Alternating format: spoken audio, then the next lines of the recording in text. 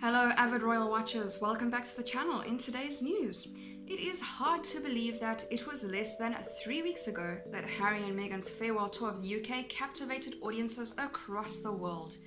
Beaming at each other in the rain, attending concerts and giving speeches, they made front page news as they always have when life was normal. Now newspapers and broadcasters have little room for smiling faces as the global coronavirus pandemic dominates. Furore over whether or not the Sussexes use the term royal in their branding, or scrutiny of what kind of working deals they might make, seem a distant memory as populations the world over shelter in place, businesses close, and loved ones succumb to the virus. However, on Tuesday, March 31st, when the clock reaches midnight, a milestone will pass, and the freedom that Harry and Meghan held out for will become theirs as they officially exit the firm. The moment is very likely to feel different to what they had anticipated. It was always going to be a bittersweet exit, with strained relationships between family members and Harry and Meghan's frustration at the term still raw. But as they boarded their planes to leave the country, the Sussexes could not have known how much life would change for everyone in such a short space of time. There can be no doubt that the global pandemic has dramatically altered what the next year will look like for the couple.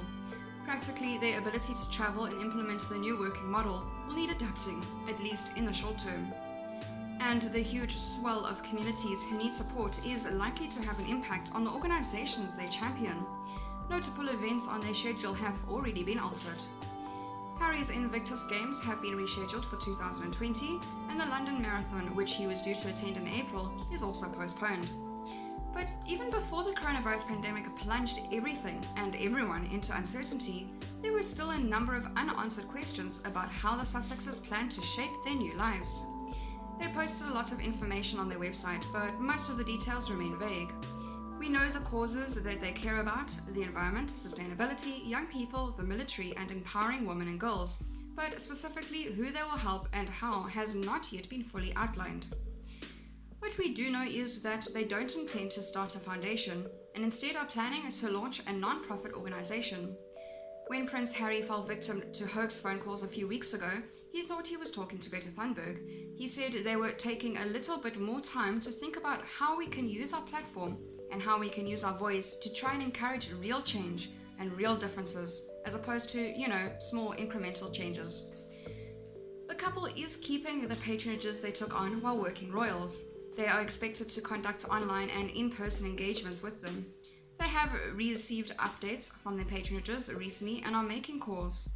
They are, a source says, continuing with the planning for their future, including building a team. The process will understandably slow given the pandemic. And while Harry is stepping back from his honorary military appointments, the Invictus Games will continue as his project. The Endeavour Fund he set up while sharing a foundation with William and Kate is now expected to work closely with Invictus. His sustainable tourism initiative, Travelist, will continue to run separately.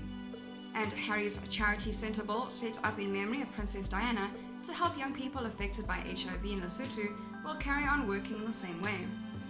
But the Sussexes will soon be forced to change their brand name on their website and popular Instagram feed, after making it clear they will not use the name Sussex Royal once they step back.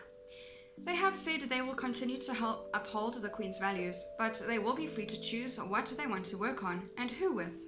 The first project launched on their exit, Meghan's voiceover for Disney feature film Elephant, which she recorded in exchange for a donation to the charity Elephants Without Borders, gives a taste of the kind of things they will take on.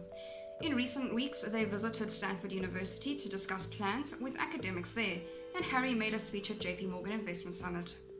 The prince also hinted during the hoax phone call that he and Meghan may now take the opportunity to be more outspoken and to potentially work on different types of projects. Certainly being in a different position now gives us the ability to say things and do things that we might not have been able to do so before. For now, they are using their platform to share information and resources to help all of us navigate the uncertainty and focusing on inspiring stories. But as the rest of the royal family highlight each other's efforts on social media, the Sussexes' operation now feels very separate.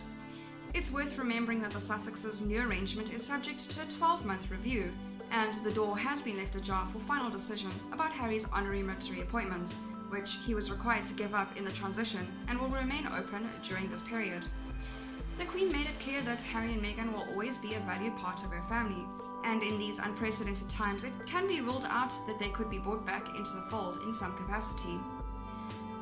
However, just how far away they are from the royal family and the UK was spelled out this week as Britain honoured its NHS heroes with a national #Clap for Our Heroes campaign.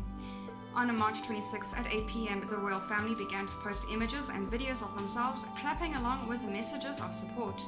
The Sussex's message read, "Thank you for all that you continue to do, applauding you from across the pond." That is all for today's news. Thank you very much for listening. I'll see you next video.